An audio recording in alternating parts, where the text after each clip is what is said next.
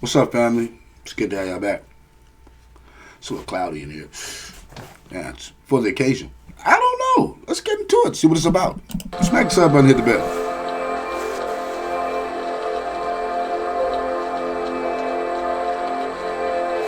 Wow.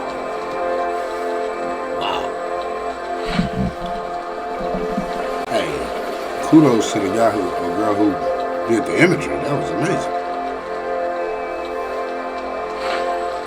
Wow.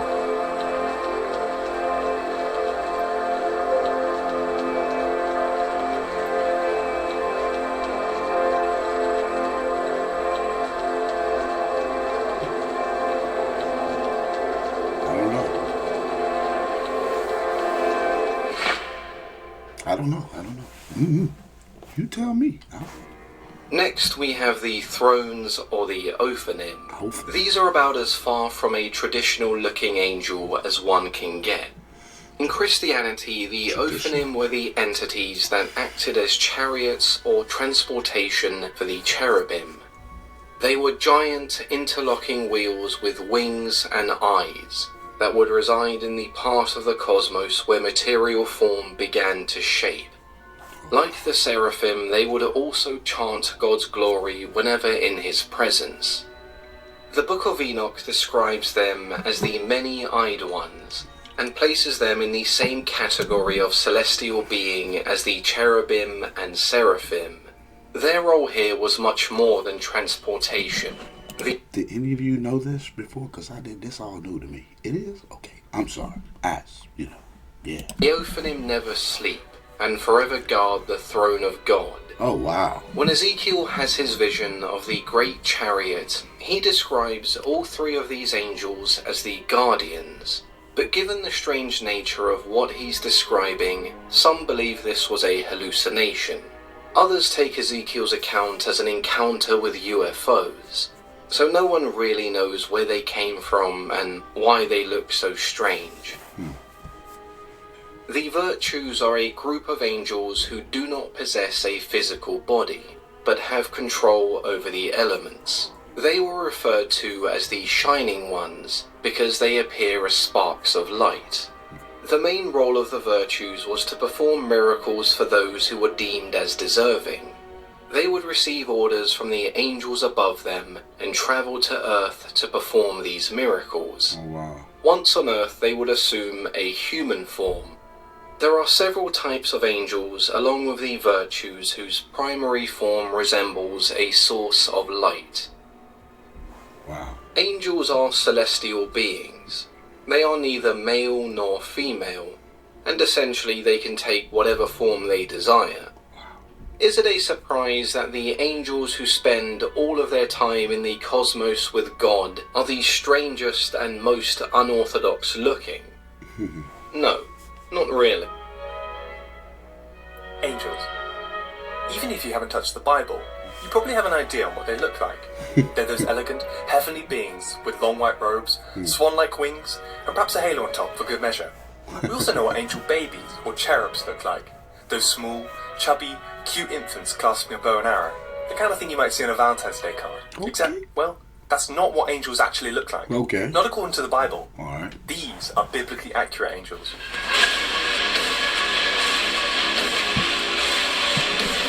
Wait a minute, man. I wasn't ready, man. You gotta slow that down. Let's bring that back. What? Woo! I ain't insulting you because, we need angels. But that is powerful. Wow. Would you just look at that? Wow. Why would you want to try to mess with something like that? Woo!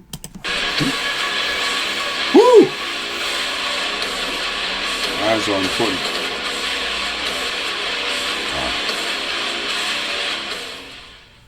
Wow. These horrifying abominations are more suited to an H.P. Lovecraft novel, not really the Bible. So what are these things? Why do they look this way? And how have we got angels so wrong? Okay, so angels come from the Old Testament, the first half of the Bible for Christians, or the whole Bible, known as the Tanakh, for Jews.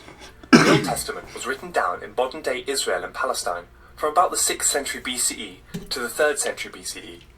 Although many scholars believe the biblical stories themselves are much older. We get the word angel from the Greek, angelos, originally from the Hebrew word malach, which roughly translates to messenger. These messengers appear in the Old Testament a number of times. They carry God's messages from heaven and earth, and sometimes act on his behalf.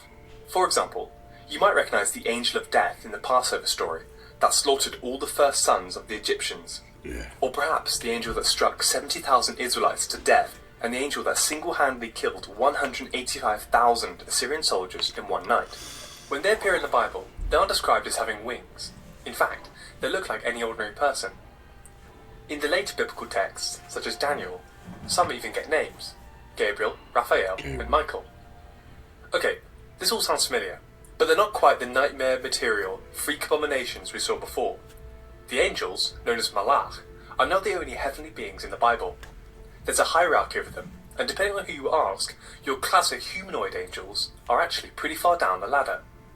In the Middle Ages, a Jewish scholar known as Maimonides drew up a hierarchy of angels, and if you look here, your classic humanoid angels, the malach, are pretty low down.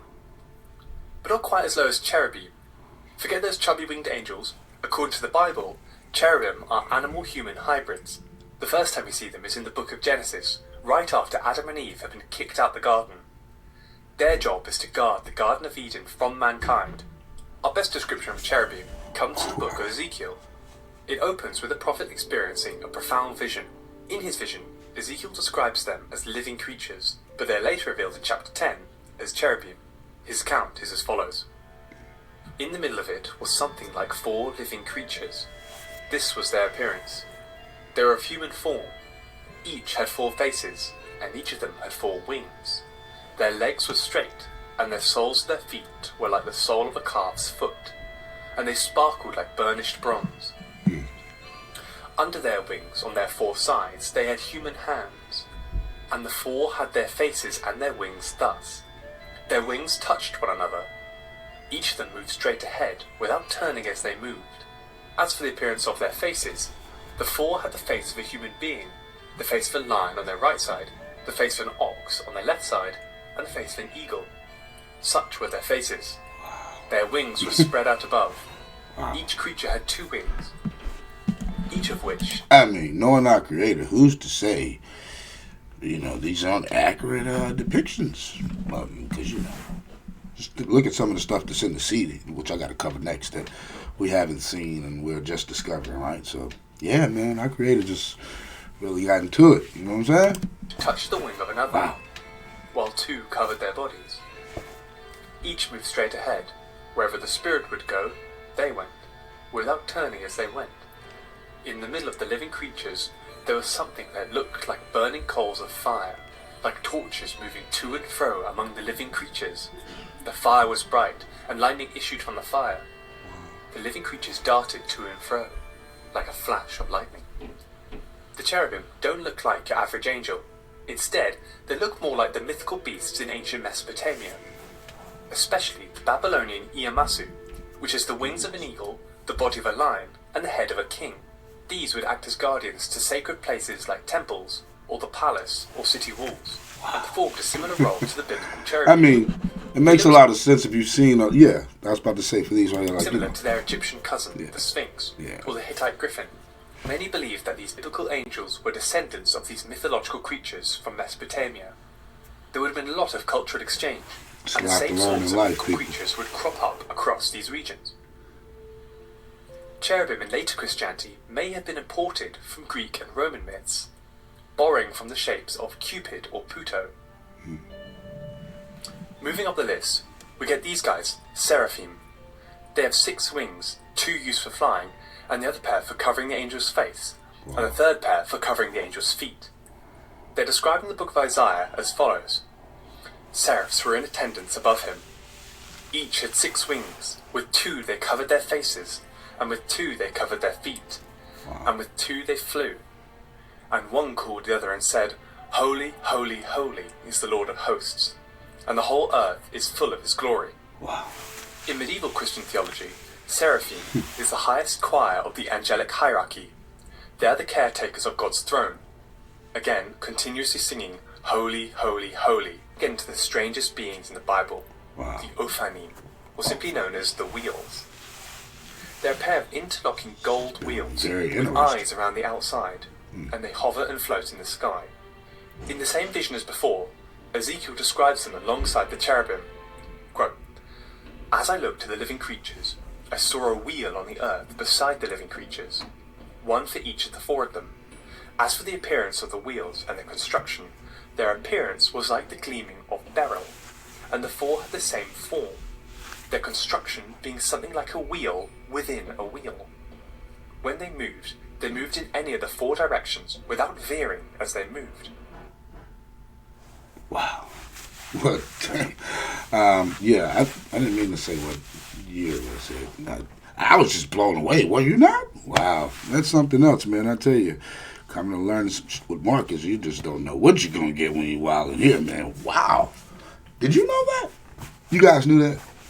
Y'all knew that? Y'all ain't tell me, family. Oh, man. We're family. We got to keep up with each other and make sure each other knows shit like this. It's pretty interesting what y'all think, though. Was that interesting or was it not, man? Anyway, if you like it, thumb it up, pass it around, share with everybody you know. And, yeah, tell me about how entertaining it was to you. What you want to see next. I love you guys, man. It's the worst part of it. Probably got to go get some more family content coming your way real soon. How soon? Very soon. Smack the sub button, hit the bell. My friend, I can tell. See you in the next video. Gotta go. Hating on the kid, I guess it's cause I'm vicious. Rolling up in something new and taking all the bitches. How you get your car that tone, that shit is so prestigious. I would compliment your shit, but I would really mean it.